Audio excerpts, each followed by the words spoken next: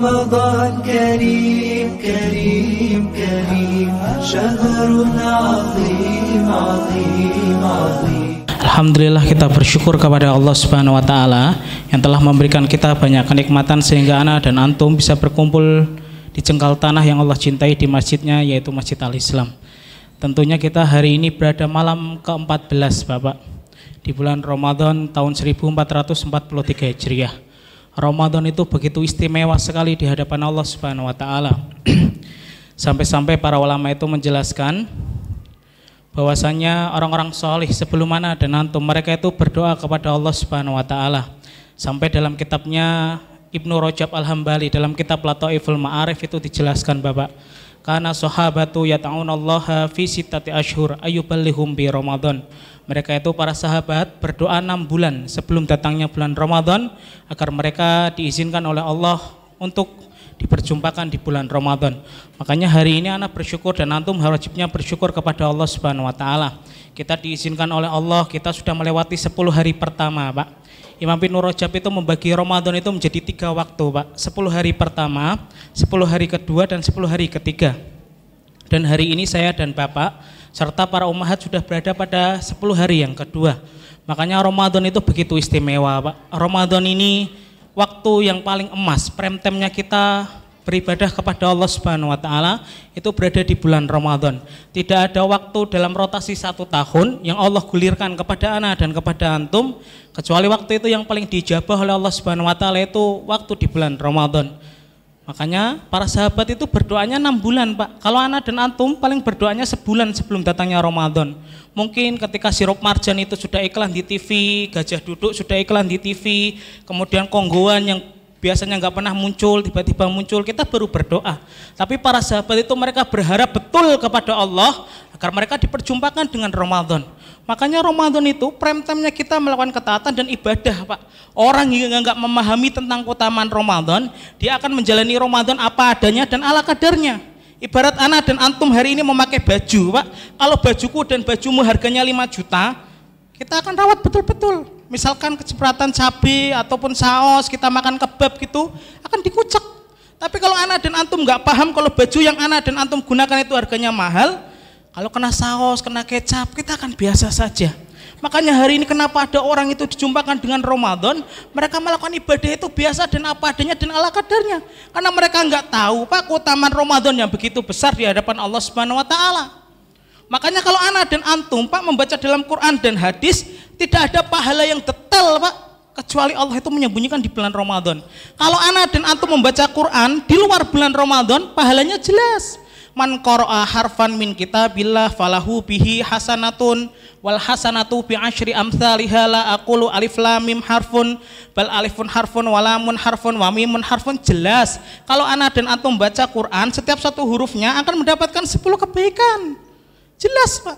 Kalau anak dan antum sholat syuruk, Pak, ketika kita nanti sholat subuh, kemudian kita duduk, man sholal ghodati fi jama'atin tsumma qa'ada yadhkurullaha hatta tatlu'a syamsu tsumma qama sholla raka'ataini ka ajri hajatin wa umratin tamah, maka dia akan mendapatkan pahala haji dan umrah. Tapi ketika Ramadan, Pak, Allah menyembunyikan pahalanya karena saking istimewa dan saking agungnya Ramadan di hadapan Allah Subhanahu wa taala. Makanya kalau kita membaca Quran dilipat gandakan berapa, Ustadz? Allah nggak memberitahu. Nabiku dan nabimu nggak memberitahu. Ketika kita sodakoh di bulan Ramadan akan dilipat gandakan 700 kali lipat, itu di luar bulan Ramadan, ikhwan dan akhwat. Kalau di Ramadan Allah nggak ngasih tahu dan nggak ngasih kabar. Makanya sampai-sampai ada qaul man hurrima an khairihi faqad hurrima an kulihi, siapapun yang diharamkan kebaikan di bulan Ramadan, maka wallahi Allah akan mengharamkan 11 bulan sisanya. Ana dan antum, Pak, kalau di Ramadan gak bisa hatam Quran 30 juz, wallahi di bulan Syawal, Zulqa'dah, Zulhijjah, Muharram gak akan bisa hatam Quranul Karim. Ana dan antum kalau pelit, kita pelit ngerogoh kantong kita untuk memberikan iftar kepada saudara ana dan antum, wallahi di luar bulan Ramadan ana dan antum akan lebih pelit, Pak. Karena sesungguhnya Ramadan ini atmosfernya atmosfer ketaatan, ikhwan. Sampai-sampai artis saja ketika di bulan Ramadan itu menutup jilbabnya, menutup auratnya, Pak, dengan jilbabnya, mereka malu, Pak, kalau sampai-sampai kita lewat warteg itu, Pak, ditutupin korden ya, Pak. Walaupun kadang-kadang kendaraannya penuh, kita lihat dari bawah, kok kakinya banyak. Husnudon kita lagi zikir ya Pak ya. Itu husnudon kita. Ya, makanya naudzubillah, siapapun yang dia tidak bisa mendapatkan kebaikan di bulan Ramadan, wallahi Allah akan mengharamkan kebaikan di luar bulan Ramadan. Makanya anak dan antum Pak, kalau membaca dalam kisahnya orang-orang solih Pak, antum tahu Muhammad bin Idris Asy-Syafi'i Pak? Imam Syafi'i Pak dijelaskan, kana Syafi'i yakhtimul Quran fi syahri Ramadan sittina khutmah. Imam Syafi'i Pak, ketika masuk di bulan Ramadan, beliau itu menghatamkan Quran selama Ramadan itu 60 kali Pak. Berarti seharinya 2 kali. Masya Allah. Kalau anak dan antum hari ini berapa kali hatam Pak? Kalau kita sudah berada malam 14 berarti 28 kali anak dan antum kalau mengikuti madhabnya Syafi'i Pak. Malu kita Pak. Imam Syafi'i bukan cuma Ustaz Jabodetabek Pak, ulama besar Pak, masih menghatamkan Quran sampai 60 kali. Kemudian saya berpikir Pak, berarti Imam Syafi'i itu tidurnya berapa jam? Kalau anak dan antum tidurnya 8 jam, mungkin Imam Syafi'i hanya 1,5 jam Pak. Belum ulama-ulama yang lain. Makanya hari ini anak dan antum introspeksi, kalau anak dan antum di hari ke-14 ini, malam 14 ini, kok kita belum hatam? Ayo dikebut. Karena sesungguhnya Ramadan itu begitu cepat, begitu singkat. Kemarin teman kita itikaf bareng, hari ini sudah berkalang tanah dalam kuburnya.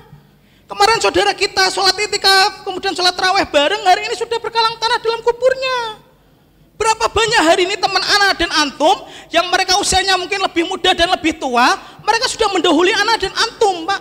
Bersyukur bagi antum. Makanya saya Masya Allah, nikmat paling besar Pak. Sampai Ibnul Qayyim Pak dalam kitab At-Tafsirah itu menjelaskan, Tallahi, demi Allah, laukila li ahlil kubur, seandainya antum datang ke makbaroh Pak, ke kuburan, tamannau, para ahli kubur itu diberi satu permintaan oleh Allah, latamannau yauman min Ramadan, mereka akan meminta kepada Allah, ya Rabb, hidupkan kami ya Allah walaupun sehari di bulan Ramadan. Karena tahu Pak, Ramadan itu istimewa sekali. Jangan sampai hari ini anak dan antum di hari ke-14 kita masih biasa, tilawah kita masih biasa, sholat kita nggak khusyuk. Naudzubillah, di luar bulan Ramadan kita sulit lagi khusyuk Pak. Kalau anak dan antum misalkan umroh Pak, jarak antara anak dan antum dengan Ka'bah itu cuma 2 meter, kok kita nggak khusyuk di depan Ka'bah, di mana lagi kita khusyuk?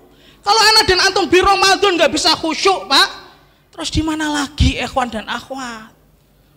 Istighfar kita kepada Allah. Ternyata para kubur Pak, mereka tuh mintanya kepada Allah, ya Rabb, hidupkan kami walaupun 1 hari saja dan pertemukan kami di bulan Ramadan ya Rabb kami. Makanya kalau anak dan antum baca dalam riwayatnya Tolhah Pak, ada 2 sahabatnya Tolhah, sama-sama masuk Islamnya bareng, jihad di jalan Allah, syahid di jalan Allah bareng. Tapi sahabat yang kedua dipanggil lebih dulu di jalannya Allah Subhanahu Wa Taala. Yang satu sahabat pertama meninggalnya setahun sebelum sahabat yang kedua setahun setelahnya. Tolhah itu bermimpi ternyata yang dipanggil oleh Allah terlebih dahulu adalah sahabat yang kedua. Kemudian setelah beberapa lama baru sahabat yang pertama. Tolhah itu bertanya-tanya Pak kepada para sahabat, kok bisa ya? Sahabat yang pertama sama masuk Islamnya dengan sahabat yang kedua. Sahabat yang pertama dan kedua sama-sama jihad di jalan Allah, sama-sama syahid di jalan Allah. Tapi kenapa Allah memanggil lebih dulu sahabat yang kedua daripada sahabat yang pertama? Terdengar sampai Rasul SAW dipanggil Tolhah, sini.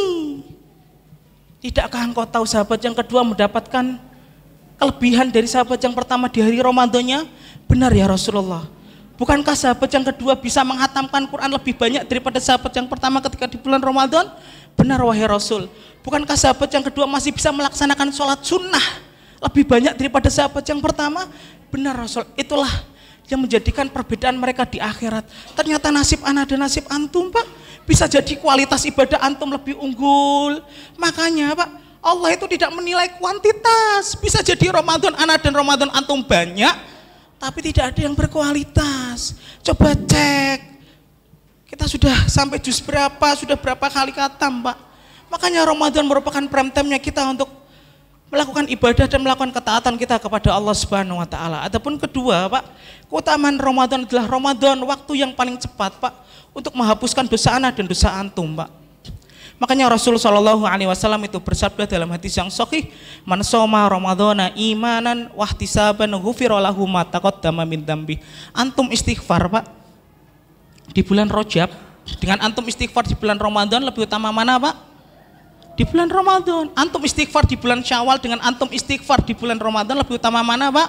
Di bulan Ramadan. Antum istighfar jam 1 siang dengan antum istighfar jam 1 malam lebih utama mana, Pak?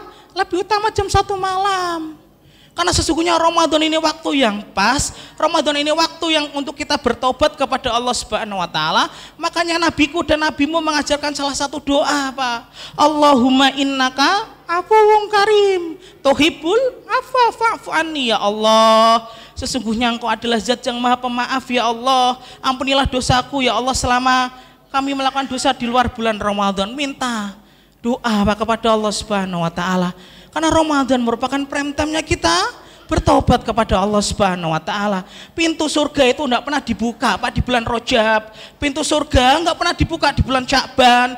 Pintu surga enggak pernah dibuka di bulan Syawal, Pak.